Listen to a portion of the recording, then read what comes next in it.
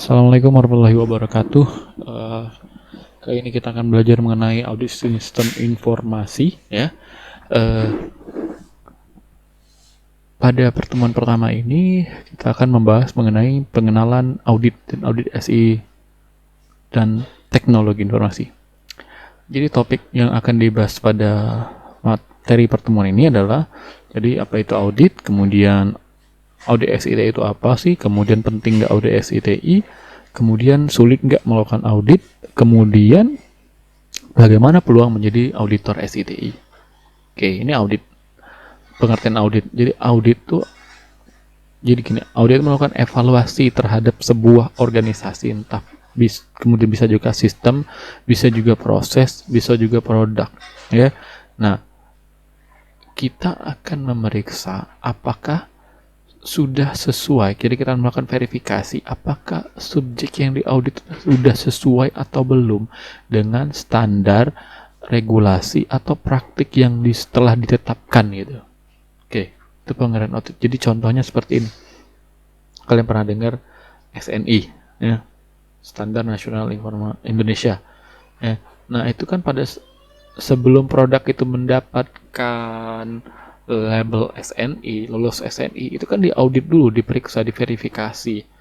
Jadi contoh helm SNI, itu kan harus ada tertutup telinga, kemudian ada kacanya depannya. Nah, nanti diperiksa kan, kemudian kuat nggak kalau dibanting dan lain-lain. Nah, kalau udah setelah diverifikasi lulus semua, baru dapat label SNI, ya gitu.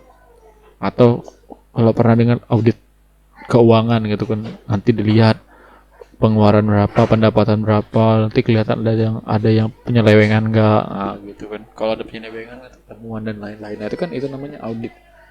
Ada beberapa definisi audit, bisa dibaca saja ya di slide. Nah, kemudian audit SI itu apa? Jadi audit SI itu adalah proses pengumpulan penilaian bukti-bukti untuk menentukan apakah sistem komputer dapat mengamankan aset, melihara integritas data, dan dapat mendorong pencapaian tujuan organisasi. Jadi nanti dilihat sistem informasi itu dilihat, ya, dilihat udah sesuai belum. Kemudian nanti juga ada dokumentasinya, ada bagaimana proses maintenance-nya dan sebagainya gitu ya. Nah, kemudian penting nggak sih audit tuh? Audit SI itu penting nggak? Nah, untuk mengetahui penting atau enggak, tentu kan kita harus tahu dulu SITI itu punya nilai strategis nggak? Nah, ini kita lihat dah. Jadi SITI itu kalau dulu cuma jadi alat pendukung. Jadi contoh untuk ngetik, untuk presentasi, kemudian untuk apa lagi ya? Nyimpen data gitu ya. Jadi untuk alat pendukung saja, nggak ada dalam strategisnya nggak ada. Nah, sekarang itu SITI udah punya nilai strategis. Yang pertama itu bisa jadi penghemat biaya operasional perusahaan. Contoh, penggunaan kertas jadi sangat menurun pada saat sudah perusahaan menggunakan SITI, ya, biaya kertas akan menurun. Kemudian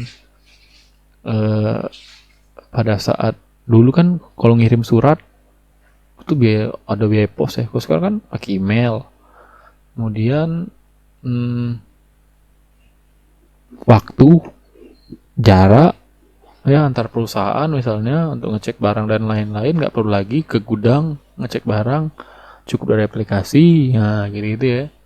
Kemudian jadi enabler inovasi layanan.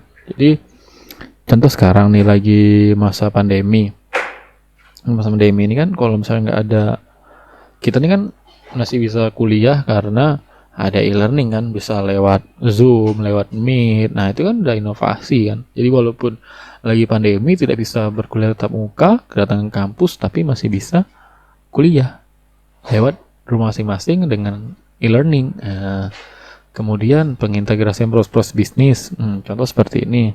Kalau di SI itu kan ada tiga layer sistem ya, terutama sistem pengolahan transaksi SPT, kemudian sistem informasi manajemen, kemudian yang terakhir adalah sistem pengambilan keputusan.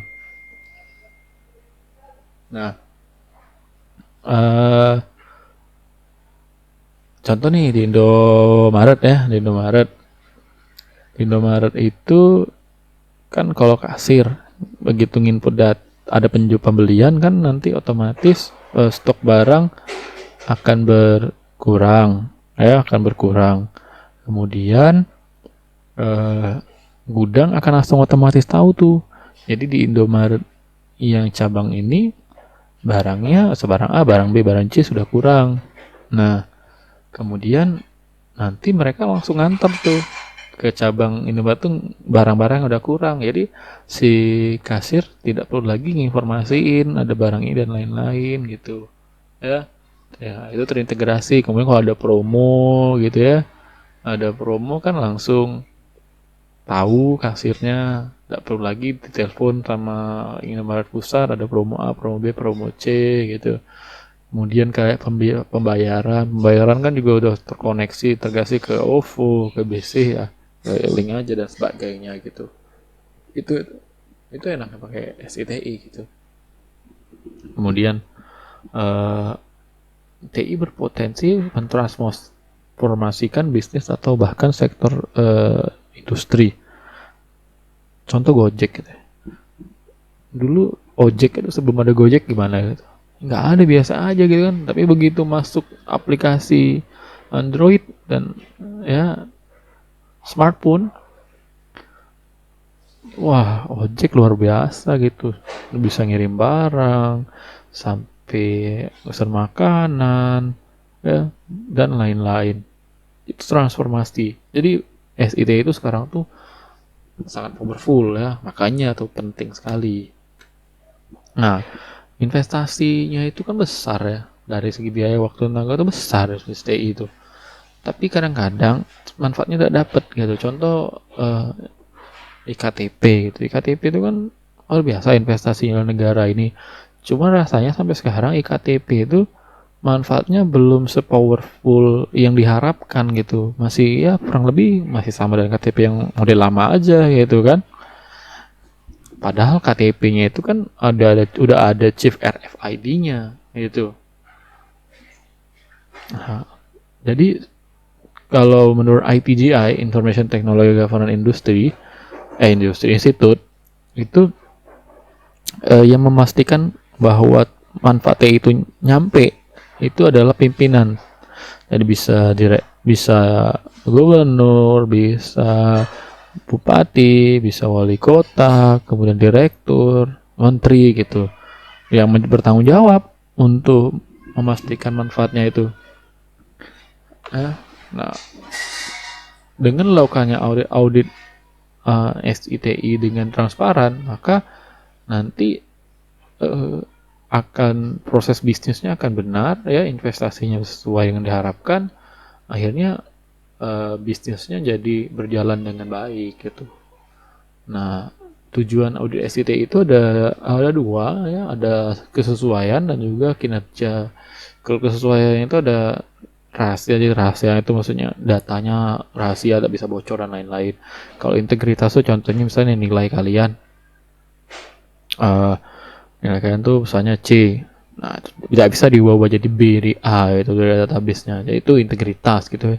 Kemudian ketersediaan, kapan saja bisa diakses misalnya. Kemudian kepatuhan tuh terhadap ya aturannya patuh gitu. Kemudian kalau dari kinerja tuh dilihat dari speednya, dari efisiensi datanya, database-nya, kemudian efektif nggak penggunaan aplikasi dan lain-lain. Itu dari kinerja ya. Ini subjek yang perlu diaudit adalah keamanan, keandalan kinerja dan manageability. Kemudian siapa yang diaudit tuh manajemen ya, tadi bisa CEO, CTO, CEO, kemudian kepala dinas gitu ya, dan lain. Kemudian IT manager, kemudian IT spesialis, ya ini nanti kan kepala-kepala bagiannya, network, database, sistem dan programmer, sama di end usernya gitu. Nah, ini komponen yang diaudit TI itu nanti saja saya jelasin ada di pertemuan 4 ya, di detail jelasin.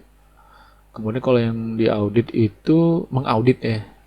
Yang mengaudit itu ada dua jenis audit, yaitu audit internal sama audit eksternal. Kalau audit internal itu yang melakukan audit itu orang dalam perusahaan. Nanti ada unit yang ditunjuk ke perusahaan untuk melakukan audit ya, atau orang gitu. Kemudian audit eksternal. Kalau audit eksternal itu ada kita kayak nyewa konsultan gitu ya, nyewa jasa konsultan untuk melakukan audit di perusahaan kita. Nah biasanya kalau konsultan itu dia harus memiliki sertifikasi, kalau minimal CISA ya, CISA ini sertifikasi untuk audit. Nah ini beberapa jenis sertifikasi auditor ya. Ada CISA, CSM, CSP, CIA gitu. Nah, kalian bisa coba-coba mengambil sertifikasi ini. Siapa tahu lolos gitu. Nah, nanti gelar kalian kan bertambah. Jadi contoh CISA gitu ya. CISA misalnya Muhammad Rizky Pribadi MCOM. CISA, tambah ujungnya gitu ya. Ada gelar tambahan. Jadi kalian bisa mengambil sertifikasi CISA ini di Palembang, nggak ada serinya di Jakarta gitu. Biasa ada pertemuan kurang lebih 10-15 kali. Setelah itu nanti ada tesnya gitu. Kalau lolos tesnya baru dapat CISA atau dan lain-lain. Nah peluangnya tuh sangat besar sekali karena kebutuhannya tinggi, sementara demand-nya, supply-nya itu masih dikit yang punya sertifikasi CISA di Indonesia gitu ya. Jadi kalian bisa coba-coba ini. Ya, lumayan itu di Palembang aja kayaknya nggak ada. Nah itu silahkan kalian coba-coba aja sih, baca dan cari-cari informasi mengenai sertifikasi CISA tadi ya. Sekian dulu perkuliahan pada kali ini. Mungkin kita bisa lanjut ke diskusi ya di forum atau di e-learning kita ya, di Spon. Jika ada pertanyaan, sampai jumpa di pertemuan berikutnya. Assalamualaikum warahmatullahi wabarakatuh.